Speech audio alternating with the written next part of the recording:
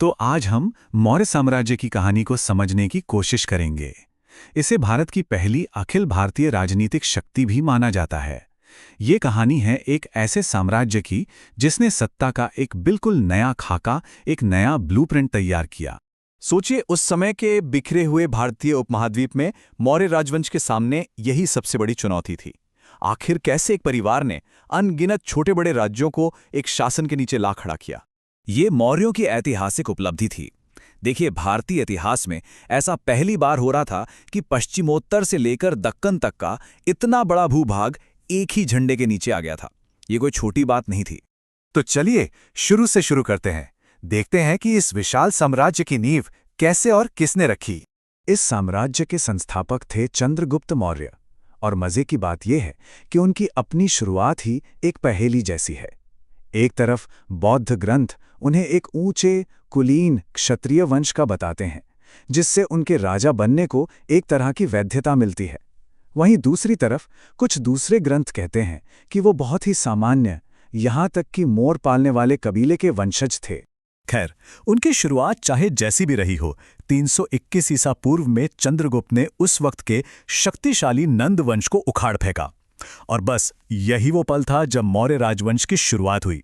एक ऐसी घटना जिसने इतिहास का रुख हमेशा के लिए बदल दिया। लेकिन देखिए, सिर्फ तलवार के दम पर इतना बड़ा साम्राज्य खड़ा नहीं होता। उसे चलाने के लिए एक सोच चाहिए, एक विचारधारा, एक पूरा का पूरा खाका चाहिए। और ये खाका आया चंद्रगुप्त के सबसे खास सलाहकार कौटिल्य से। कौटिल्य का लिखा अर्थशास्त्र आप समझ लीजिए कि मौर्य शासन की प्लेबुक जैसा था। मतलब ये कोई इतिहास की किताब नहीं थी, बल्कि एक तरह की गाइडबुक थी कि शासन असल में चलाया कैसे जाए। इसमें राज्य चलाने के वो तरीके बताए गए थे जो उस समय के लिए बिल्कुल नए थे। और इस प्लेबुक का जो सार था वो था सप्तांग सिद्धांत। कौटिल्य की सोच ये थी कि एक राज्य वो एक जिंदा शरीर की तरह होता है जिसके 7 अंग होते हैं, और राज्य को ठीक से चलाने के लिए इन 7 अंगों का एक साथ मिलकर काम करना बहुत जरूरी है। तो क्या थे ये 7 अंग? चलिए देखते हैं। सबसे ऊपर, सबसे अहम था स्वामी यानी राजा। उसकी मदद के लिए थे अमात्य यानी उसके मंत्री और सलाहकार। फिर आता है जनपद यानी कि पूरा इलाका और उसमें रहने वाले लोग। राज्य की सुरक्षा के लिए एक मजबूत दुर्ग या किलाबंद राजधानी जरूरी थी। फिर आता है कोष यानी खजाना, जिसके बिना कोई राज्य चल ही नहीं सकता। व्यवस्था बनाए रखने के लिए दंड मतलब सेना और न्याय व्यवस्था। और आखिर में मित्र यानी दूसरे राज्यों से अच्छे संबंध, जो विदेश नीति के लिए जरूरी थे। जब ये सब एक साथ मिलकर काम करते तभी एक मजबूत राज्य बनता था। ये तो हुई थ्योरी की बात, पर असल में जमीन पर यह सब कैसे काम करता था? मौर्य साम्राज्य की ये जो विशाल मशीनरी थी वो चलती कैसे थी? यूनानी दूत मेगस्थनीज जब राजधानी पाटलिपुत्र आए तो यहाँ का एडमिनिस्ट्रेशन देखकर हैरान रह गए। उन्होंने बताया कि कैसे पूरे शहर को चलाने के लिए 6 अलग-अलग कमेटियां बनी हुई थीं। हर कमेटी का अपना एक खास काम था। कोई इंडस्ट्री देखती थी तो कोई बाहर से आए लोगों की देखभाल करती थी, कोई जन्म मृत्यु का हिसाब रखती थी तो कोई व्यापार पर नजर रखती थी। जरा सोचिए, उस जमाने में इतना ऑर्गेनाइज सिस्टम। और इस पूरे एडमिनिस्ट्रेशन के पीछे थी एक जबरदस्त ताकत, एक बहुत बड़ी सेना। इतिहासकार प्लूटार्क के मुताबिक चंद्रगुप्त की सेना में 6 लाख सैनिक थे, जिससे उन्होंने पूरे भारत को अपने अधीन कर लिया था। यही सैन्य शक्ति मौर्य साम्राज्य के नियंत्रण का असली आधार थी। अब इतने बड़े साम्राज्य को चलाने के लिए पैसा भी तो चाहिए, है ना? तो मौर्य साम्राज्य का जो आर्थिक इंजन था वो थी उनकी अपनी मुद्रा। ये आहत सिक्के, जिन्हें कारशापण कहा जाता था, एक सेंट्रल अथॉरिटी जारी करती थी। इससे न सिर्फ पूरे साम्राज्य में व्यापार करना आसान हो गया, बल्कि अधिकारियों को सैलरी भी कैश में दी जा सकती थी। इससे अर्थव्यवस्था को और भी मजबूती मिली। लेकिन देखिए, इतिहास को समझना हमेशा इतना सीधा सरल नहीं होता। मेगस्थनीज ने अपने लेखों में दावा किया कि भारत में दास प्रथा थी ही नहीं। ये बात दिलचस्प है क्योंकि हमारे अपने ग्रंथ जैसे कि कौटिल्य का अर्थशास्त्र साफ साफ अलग अलग तरह के दासों का जिक्र करते हैं। तो इसका मतलब यह है कि हमें मेगस्थनीज जैसे यूनानी स्रोतों को बहुत ध्यान से पढ़ना पड़ता है। जानकारी हम तक एक डबल फिल्टर से गुजरकर पहुंचती है। पहला फिल्टर तो खुद मेगस्थनीज का था कि उन्होंने क्या देखा और क्या समझा, और दूसरा फिल्टर उन लेखकों का जिन्होंने बाद में मेगस्थनीज के काम का जिक्र किया।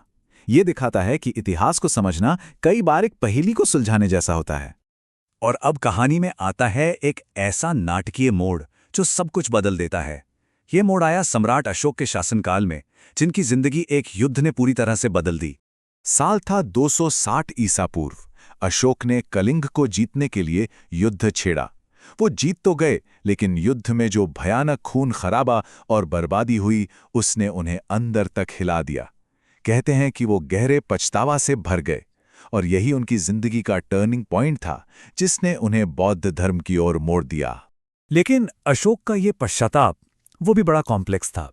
एक तरफ तो वो अपने शिलालेखों में ये लिखवाते हैं कि भविष्य में कोई खून खराबा ना हो, लेकिन उसी में वो कुछ जंगली जनजातियों को चेतावनी भी देते हैं कि ये मत समझना कि मेरे पास अब दंड देने की शक्ति नहीं है। ये एक शासक की हकीकत को दिखाता है। अशोक के इस बदलाव को हम भेरी घोष से धम्म घोष में परिवर्तन भी कह सकते हैं। यानी युद्ध के नगाड़ों की आवाज की जगह अब धम्म यानी नैतिक सिद्धांतों की आवाज ने ले ली थी। ये एक तरह से तलवार की जगह विचारों से जीतने की कोशिश थी। साम्राज्य चलाने की सोच में ये एक क्रांतिकारी बदलाव था।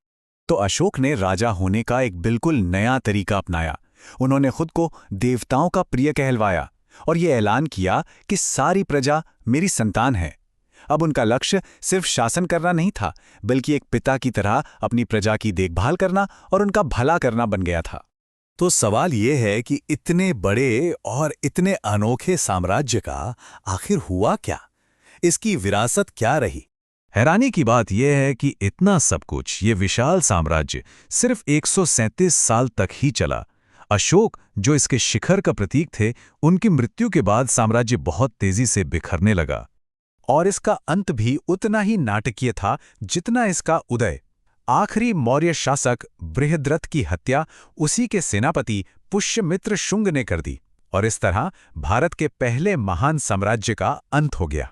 तो अंत में ये सवाल हमारे सामने खड़ा होता है, मौर्य साम्राज्य की ये पूरी कहानी, इसका इतनी तेजी से बनना और फिर बिखर जाना, ये हमें महत्वाकांक्षा, विचारधारा और शासन की असली कीमत के बारे में क्या सोचने पर मजबूर करता है। ये एक ऐसा सवाल है जो शायद आज भी उतना ही जरूरी है।